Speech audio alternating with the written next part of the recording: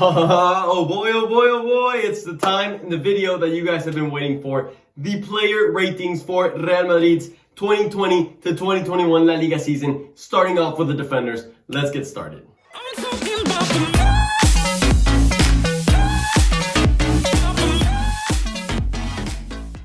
What's up guys, welcome back to a Merengue Culé, a very much awaited video. As I already mentioned, I'm going to be going pretty fast right now because this video is going to be pretty long probably, as we're going to be covering all the defenders and goalies, which make up 12 freaking players.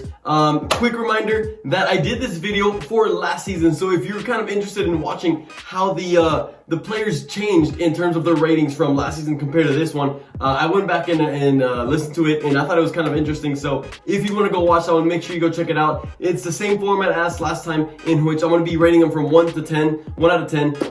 If it's a 5 rating, that means they had a pretty average season. Below 5, it's basically they failed, and above 5, they passed, I would say. So without further ado, let's go ahead and get started. The first player we're going to be talking about today is Lunin. Now, if you guys don't know who he is, well, that's because he didn't play a single game in La Liga, because Courtois played all 38 games. Lunin, unfortunately, only got to play one single game this season, and that was in Copa del Rey, when we actually got eliminated. So pretty sad for him, but honestly, I'm not gonna bash on him because frankly, he didn't even get an opportunity, and that's not because he's not good. He's actually a phenomenal goalkeeper. But one, Courtois played amazing. Two, in my opinion, Zidane could have given him a chance here or there. But with that being said, I'm actually not gonna rate this guy because he only played one game, so I can't give him a proper rating. That's the only guy that will not be rated. Out of all the others, we will have proper ratings. So the next guy is Carvajal. Yes, in my opinion, he gets a 3.5 out of 10 rating, which is very low. So I am going to be basically failing him for this season, and that's entirely due to his injuries, right? He was never able to come back and just have a long spell in which he was injury free. He only ended up playing 13 games this season, which is actually a decent amount. Whenever I really go back and think of Carvajal's season, and I'm like, when did he really play? But that's because most of his games, like all 13 games, were scattered around the season. You know, whether it was he played 4 games, then got hurt, played 2 games, got hurt, played 3 games, got hurt, and they added up to 13 games somehow.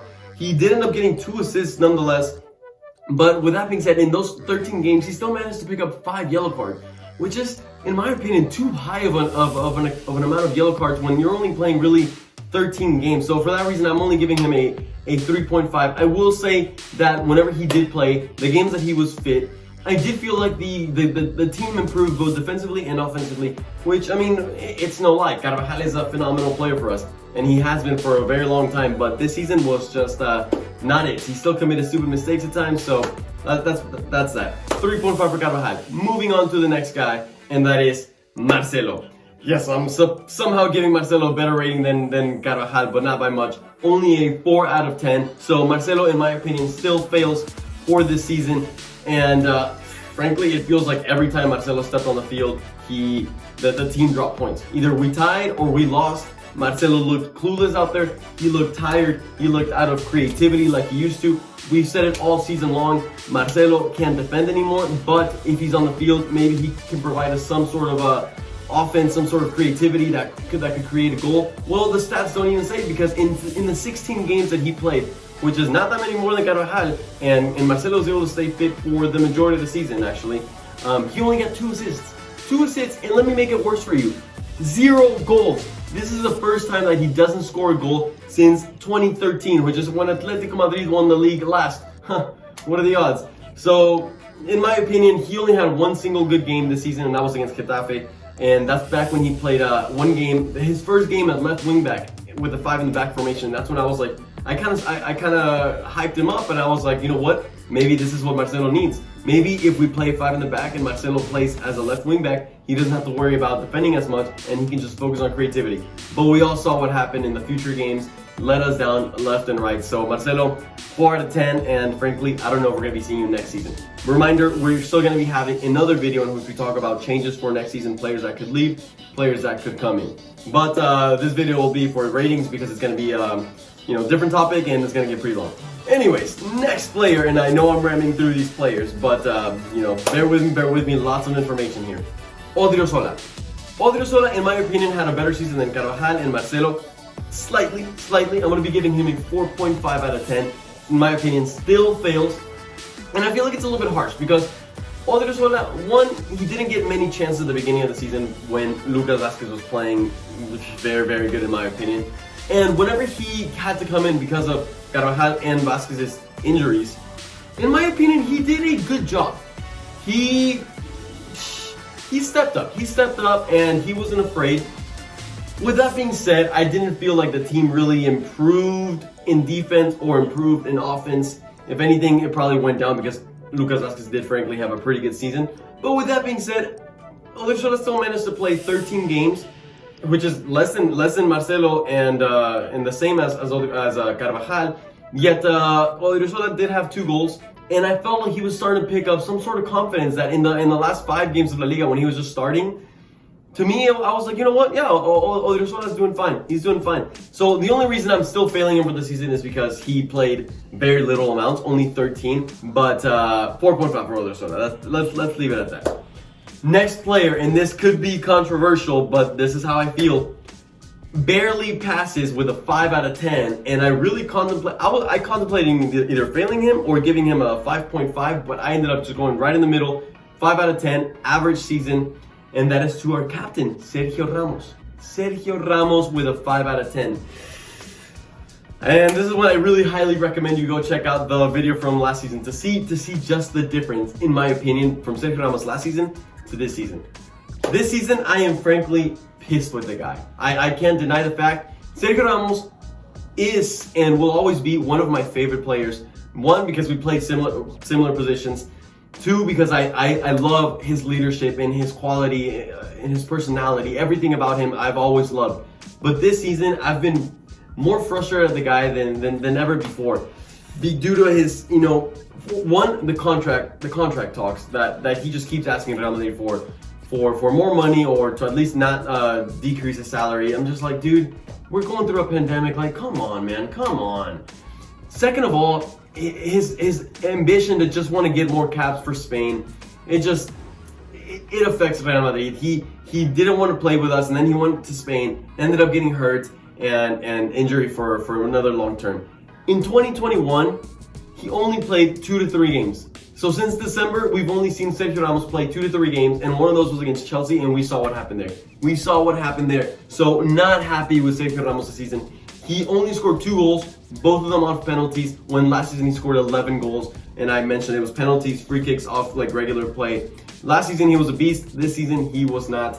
And as we're speaking, I saw reports that Real Madrid just took off the offer from the table. They don't want to renew him, and he's actually the one saying like, no, like I want to stay. We'll see what happens with Sergio Ramos. Not happy with the season. Let's move on to the next player. The next player is none other than Miguel Gutierrez. Yes, Miguel Gutierrez, in my opinion, had a better season than Sergio Ramos. Yes, he only played 6 games for Real Madrid this season. Started 3 of them, but even then, his season with Castilla was phenomenal, taking them to almost 2nd division of Spain. And when he came to Real Madrid, I feel like he gave all Madridistas a new hope of a new talented young star. I watched him play, and this guy's offensive creativity is just. I'm not gonna say like no other. He's not better than Marcelo whenever he attacked like he did. But this guy just excites me when he plays. And I'm just going to mention once again his sexy assist to Luka Modric that he had in that one game against I believe Granada. Just a beautiful assist. So he's one for the future. That's why I'm giving him a 6 out of 10. Hopefully next season we see him play more than just 6 games. At least 10, 15 games would be awesome for him. We need to keep developing this young talent. Next guy we're moving on to is Eder Militao, and boy, what a comeback to his season he had.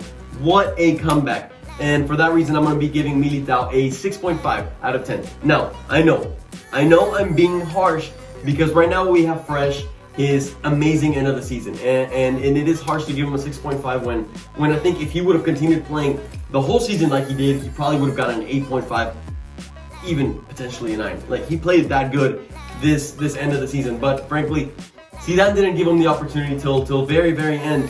He only ended up playing, dang it, I didn't write down the stats. I believe it was like 13, 14, 15 games, somewhere around there, which is about the same as Odriozola, Marcelo, Carvajal. And it's phenomenal how different we have of opinions from him compared to the others. Because he stepped up just when we needed a center back to step up, just when Varane and Sergio Ramos were injured, and we were playing against Liverpool, we were playing against Barcelona, and who was there? Militao.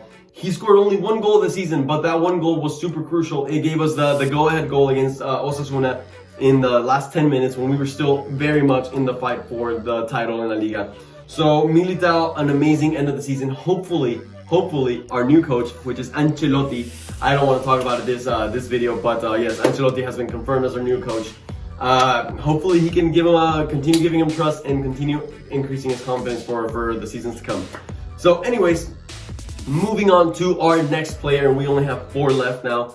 It is Nacho. Nacho had a very similar season to Militao, in my opinion.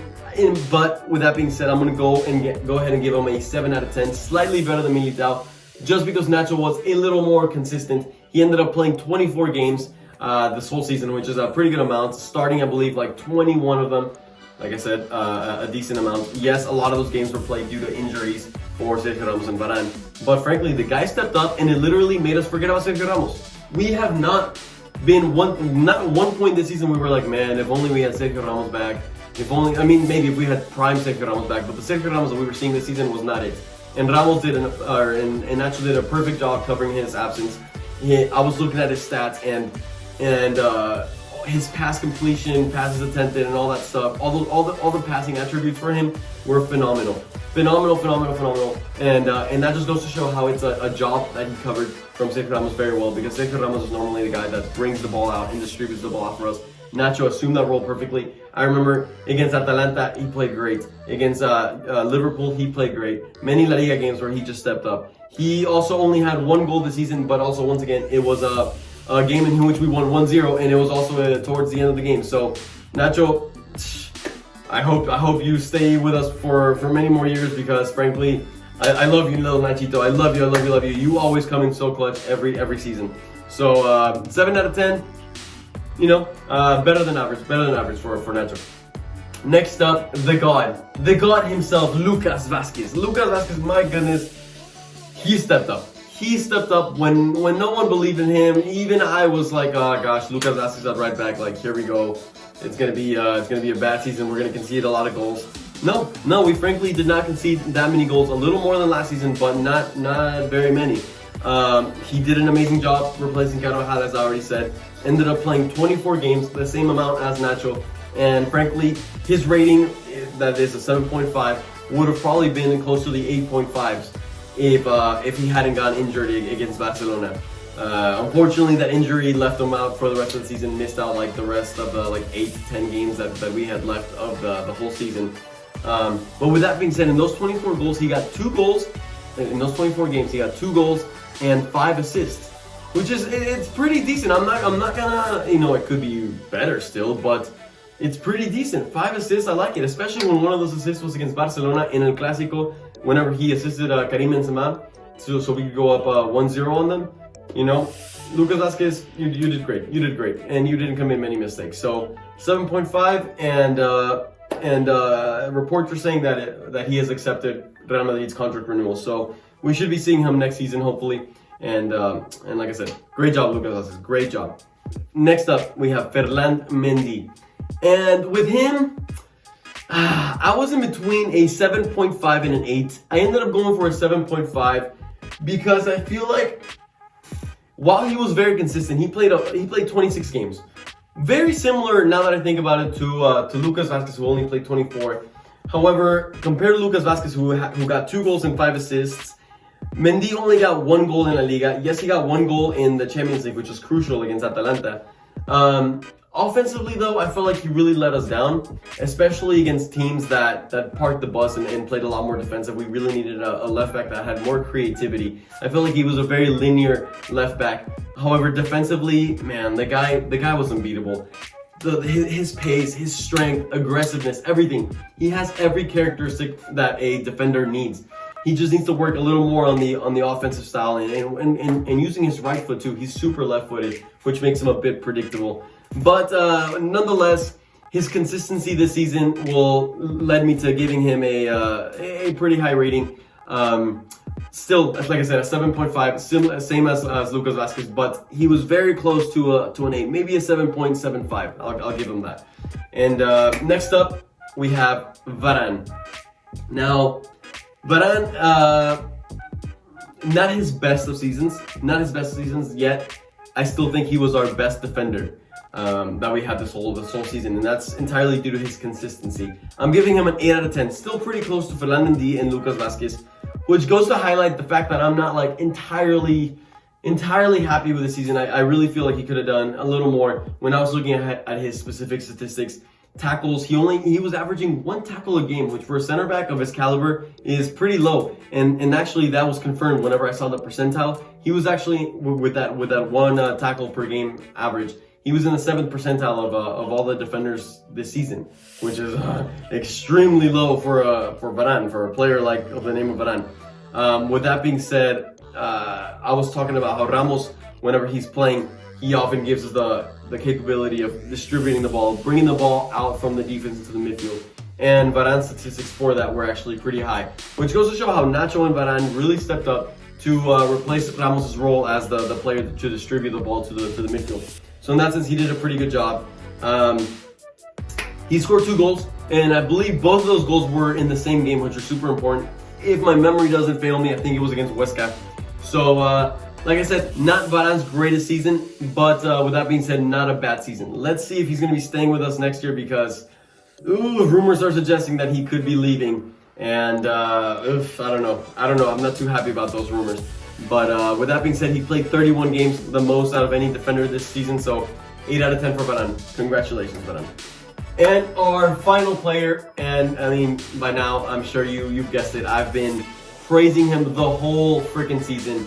And you're really gonna want to compare this one to last season's performance, because I'm giving him the same rating, 9 out of 10. Even though when we look at the numbers of Courtois last season compared to this one, they're a little worse than last season. This season he conceded 28 goals, whereas last season it was only 20. So that is an 8-goal difference, which is pretty significant. However, a lot of those could be due to like the defense, right? The defense did not play as good as last season. Sergio Ramos did not play as well. Carvajal was injured for so long. So a lot of that is also due to the defense, because when I think of Courtois this season, I think of a man that saved us left and right. If it wasn't for this man, we probably would have dropped another 10, maybe 15 points. That's how crucial he was for us. I swear there was at least 1 crucial save that he made for us every single game. He never let us down. His clean sheets, he got 17 out of 38 games. Yes, he played every single game of La Liga this season. Last season, he only played 34, still really freaking high. Last season, I mentioned how he had more than 50% of his games ended in clean sheets. This season, it was 44%. You know, still relatively high. That is still about half of his games shutting the other team out. So, you know, phenomenal season for Courtois. Like I said, if it wasn't for him, we would have dropped so many more points. And like I said, even though he conceded 28 goals this season, it's still his third best of his career in terms of goals conceded. The second one was he conceded 24, and that's whenever he was at Atletico, and that's when Atletico last won La Liga in 2013. So, like I said, still a phenomenal season for Courtois. Very happy with it. And with that being said, that concludes my ratings for the defenders for Real Madrid this season. Obviously, the next video will be the midfielders, and after that will be the attackers. So if you're new to the account, you're gonna want to make sure to subscribe to stay on the lookout for those. If you made it all the way to the end of the video, please make sure you hit that like button down below. And we're getting ready for the Euros, guys. So lots of content to look forward to.